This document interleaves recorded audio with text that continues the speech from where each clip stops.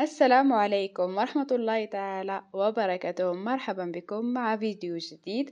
معكم نوال مسعودي، متخصصة في مجال تصميم الأزياء مع قناة نوال ستايلست. تتعرفون في هذا الفيديو على طريقة خياطة فستان أحمر بتنورة درابي ومتكون من ذراع واحد، أيضا يحتوي على درابي من جهة الرقبة. بداية نحتاج إلى الباترون المجسم الأساسي.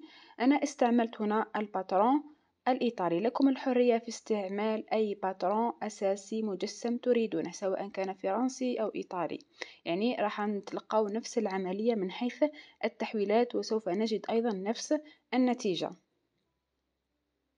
بعد عملية النسخ أقوم بقص الباترون الأساسي من جميع جوانبه.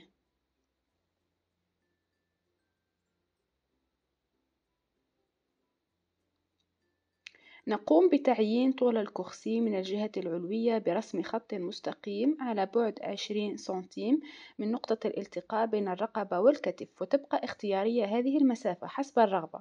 ثم نضيف زيادة على مستوى بانسة الصدر بقيمة 2 سنتيم من اليمين واليسار لنزيد عمقها حتى تتشكل لنا قوقعة صدر جيدة. ثم نضيف زيادة أخرى على مستوى بانسة الخصر من جهة اليسرى بقيمة 3 سنتيم تقريبا. ثم نقص القطعتين للأمام واليسار حتى يتشكل لنا الكرسي الخاص بجهة الأمام. ثم نقوم بتعيين اتجاه القماش على شكل أسهم. بعد نسخ جهة الأمام نأتي الآن إلى نسخ جهة الوراء. ننسخ الجهة الخلفية للباترون الأساسي.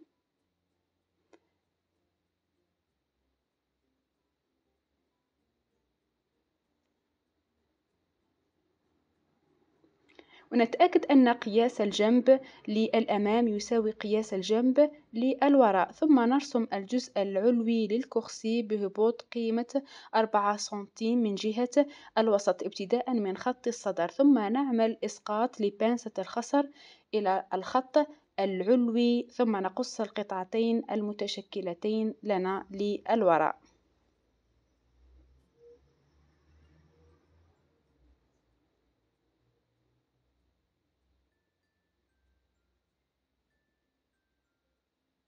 هذا هو الباترون المتشكل لنا الخاص بالكرسي.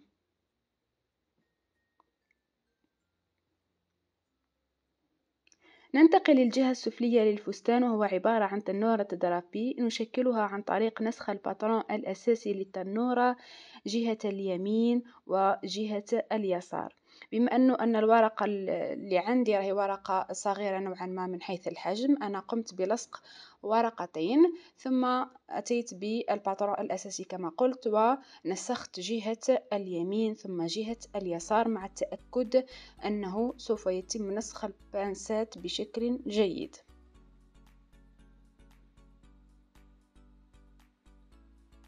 يعني التنورة كما ذكرت في بداية الفيديو أنها على شكل تنورة درابي.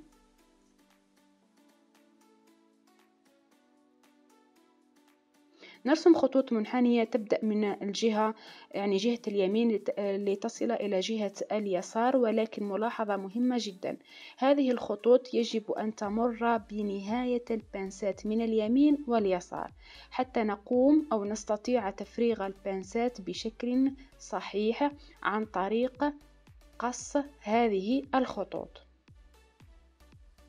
كما تلاحظون أنا أقوم بالقص من اليمين لليسار، جهة اليمين قمت بقصها تماما، لكن جهة اليسار يبقى ذلك الباترون متصل على بعد 0.2 أو 3 سنتيم. ثم أقوم بغلق البنستين أو تفريغهما حتى تصيران على شكل يعني طيات. بعد مرحلة تجهيز الباترون يأتي مرحلة التفصيل على القماش. نعمل خط أولي ونضع الباترون على بعد 5 سنتيم من ذلك الخط الذي قمنا برسمه. وهذا الخط يعني أستطيع أن أعتبره حق أريحية من الجزء السفلي.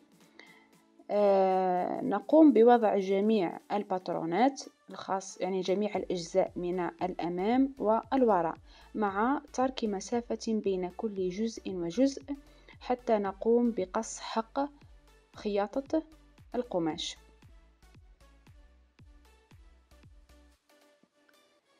نقوم بقص القماش أو نقوم بقص هذه الباترونات على بعد 1 سنتيم كحق للخياطة، يعني لكم الحرية أنكم تقصوها على بعد 2 سنتيم، بشرط أن تقوموا بالخياطة على ذلك البعد الذي تركتموه.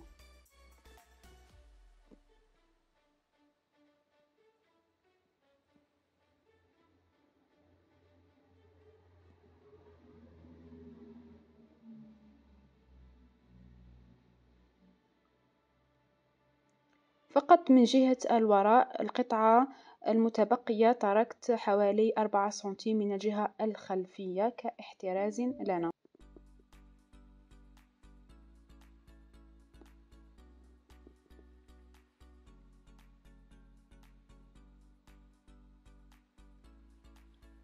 إذا بالنسبة للتنورة من الأمام نتحصل على قطعة واحدة على شكل درابي، أما من الخلف نتحصل على قطعتين، لأن الخلف سوف يكون أو يحتوي على سحاب.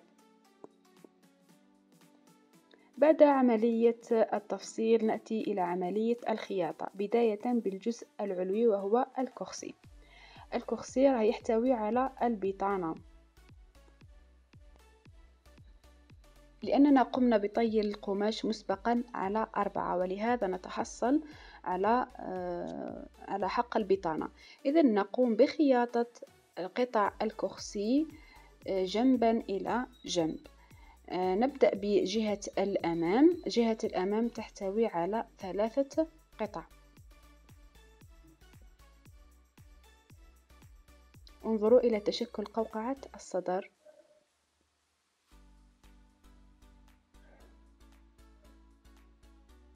ننتقل إلى جهة البطانة. بالنسبة للبطانة التي استعملتها عبارة عن ساتان، أما بالنسبة للقماش الخارجي هو قماش الدان.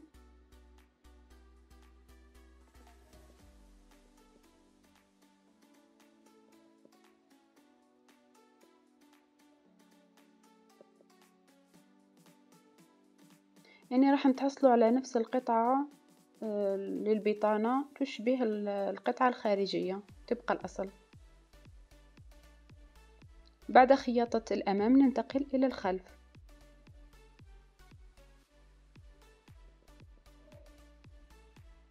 الخلف يحتوي على 4 قطع،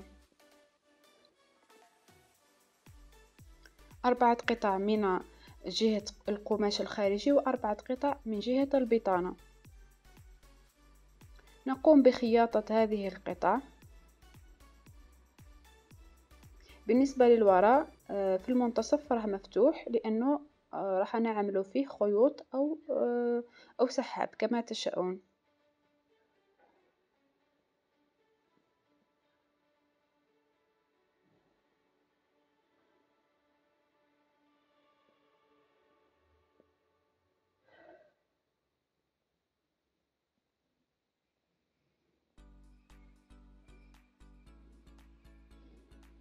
بعد خياطتنا الجزء الأمام والوراء نقوم بجمعهما على مستوى الجنب، سواء للبطانة وللقماش الخارجي.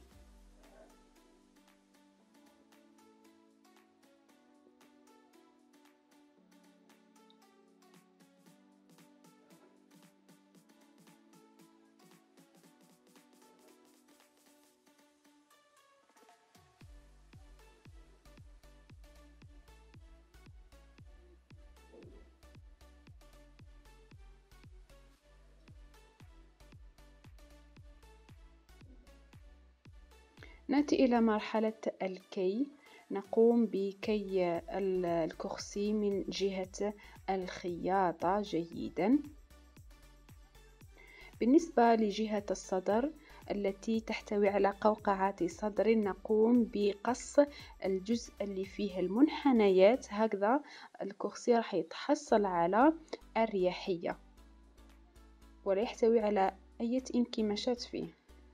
ننتقل إلى جمع القماش الخارجي مع البطانة من الجهة العلوية. وأيضا راكم تلاحظوا راني نستعمل شريط الفازلين اللاصق. شريط الفازلين اللاصق نقوم بخياطته حتى يقوم بتثبيت البطانة جيدا أثناء الكي مع القماش الخارجي، هكذا تحصلوا على حواف حادة وجميلة. الآن بعد الخياطة أتأكد من أن المقاس يعني عندي المقاس المطلوب. إذا كان عندي زيادة أقوم ب يعني الخياطة على بعد تلك الزيادة وأقوم بقصها.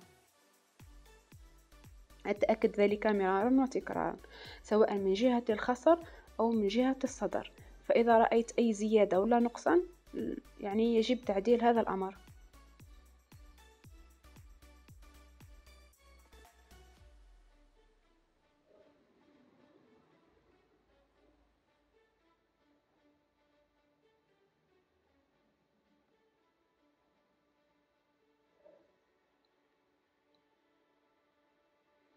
أقوم بقص الحواف الزائدة بعد التأكد الجيد من المقاس.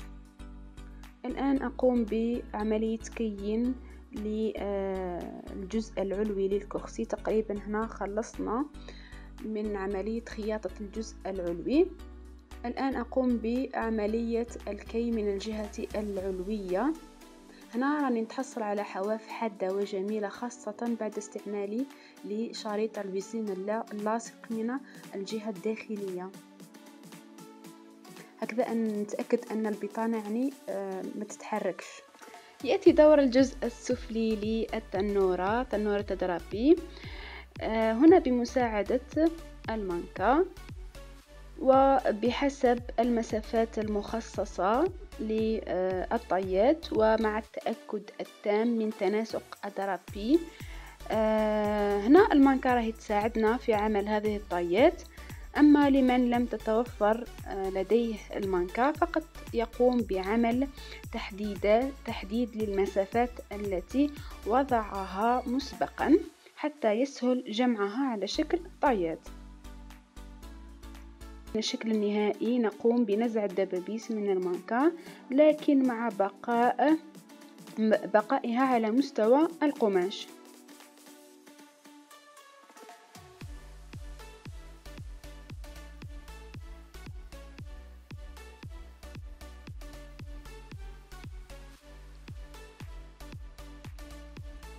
يأتي الآن دور خياطة الجزء السفلي بدءا بخياطة السحاب للجهة الخلفية، وذلك باستعمال رجل خاصة بالسحاب المخفي حتى يعطي لنا نتيجة مثالية. الخياطة تكون على حسب المسافة التي تركناها حق للسحاب. نقوم بخياطة جزء اليسار ثم ننتقل إلى جزء اليمين مع التأكد أننا نقوم بخياطتهم بنفس البعد. نتأكد جيدا أن الخياطة راهي تمت بشكل احترافي. نجمع جهة الأمام مع جهة الوراء على مستوى الجوانب.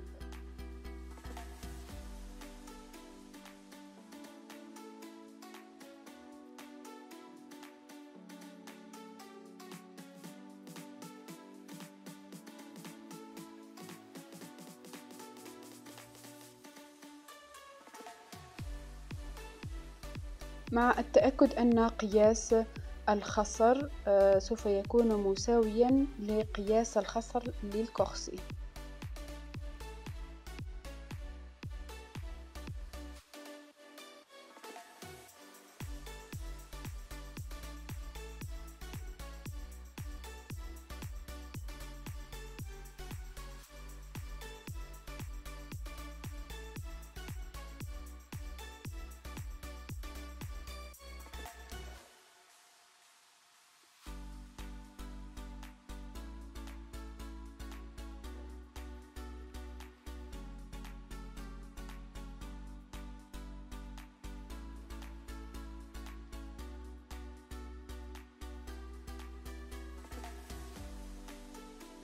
بعد خياطتنا للجزء العلوي ثم خياطتنا للجزء السفلي نقوم بجمعهما مع بعض على مستوى الخصر مع التأكد من أن يعني البانسات من الجهة السفلية تكون مساوية للجهة العلوية من جهة الخلف، يعني عندهم نفس المكان، يلتقيان في نفس المكان. أما من الأمام ليست لدينا تلك المشكلة لأن البانسات اختفت وأصبحت على شكل طايات. أيضا الخياطة من الجوانب تلتقي سواء في الجهة العلوية أو الجهة السفلية.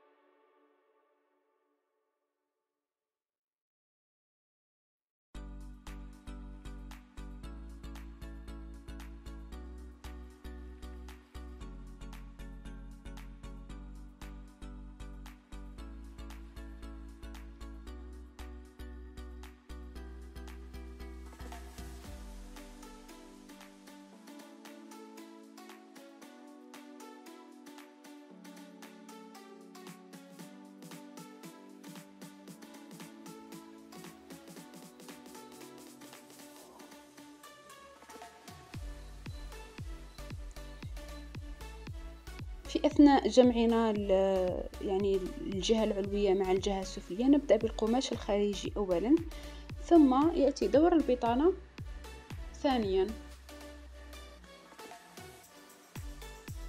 يعني راكم تلاحظوا أن البطانة راني استبعدتها تماما في الخياطة.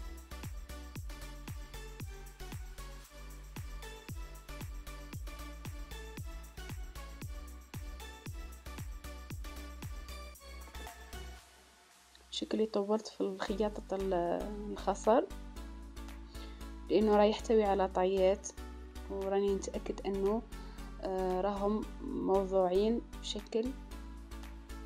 بشكل جيد. هنا راني نتأكد من شكلهم أنه جميل ومقبول.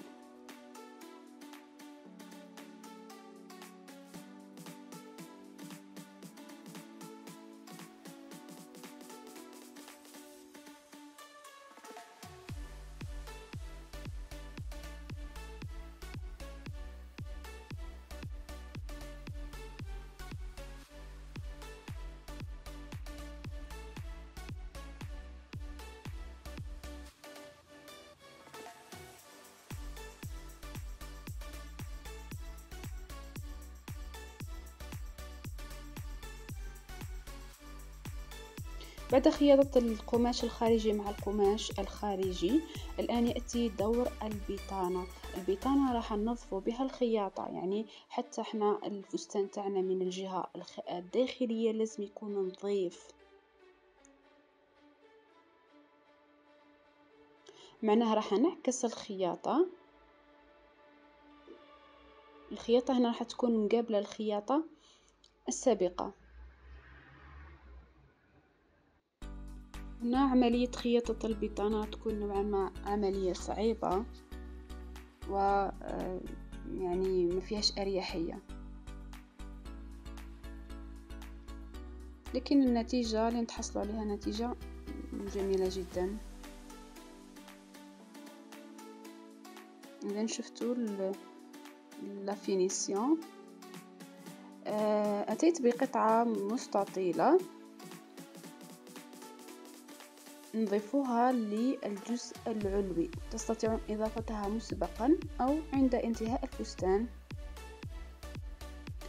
هذه نستعملوها في حالة ما نعملوش السحاب وراح نعمل الخيوط. وهذه القطعة المهمة تاعها انه تغطي لنا في حالة يعني هذه الخيوط تبين يعني تبين الظهر تاعنا لحم، يعني تبين الجسم تاعنا من الوراء. هذه القطعة تستر الجسم من الوراء كما في فساتين زفاف نفس الشيء. بالنسبة للجهة السفلية أنا راح نستعمل شريط الفازلين اللاصق في الكفة. لا أقوم بخياطتها وإنما أستعمل شريط الفازلين اللاصق.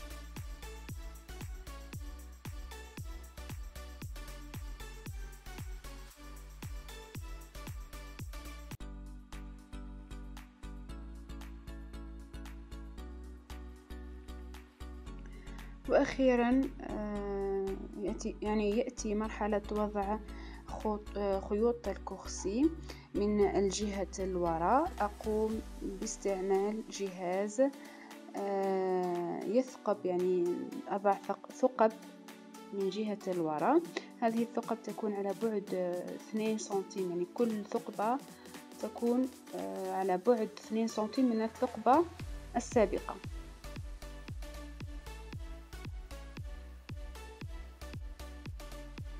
باستعمال هذه الآلة أقوم بتنظيف هذه الثقب.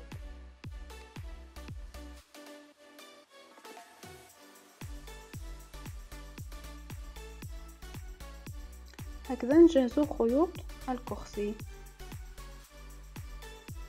أنا نفضل نستعمل الكوخسي خيوط أحسن من أنه نستعمل السحاب، لأنه السحاب خاصة السحاب المتوفرة عندنا سحاب نوعيته رديئة، كل ما نستعمله بعد فترة قصيرة يفسد. وأيضا في حالة أنه مثلا هذا الفستان تم لباسه بمقاس أكبر، ما نلقاوش مشكل في هذا الأمر.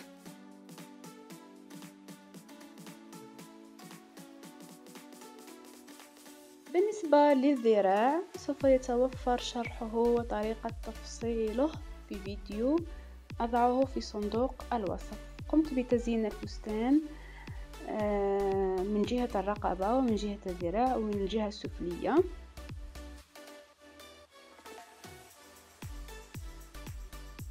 بالقطعة، احنا نسميها القطعة. كان هذا فيديو لليوم، ان شاء الله يكون واضح والشرح يكون واضح. اي استفسار خلولي في التعليقات، لا تبخلونا بزر الاعجاب، واي استفسار تواصلوا معي.